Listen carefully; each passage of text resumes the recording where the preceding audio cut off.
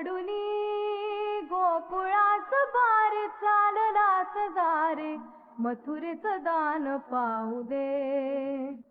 सोडूनी गोकुळास बार चाललास दारे मथुरेचं दान पाहू दे.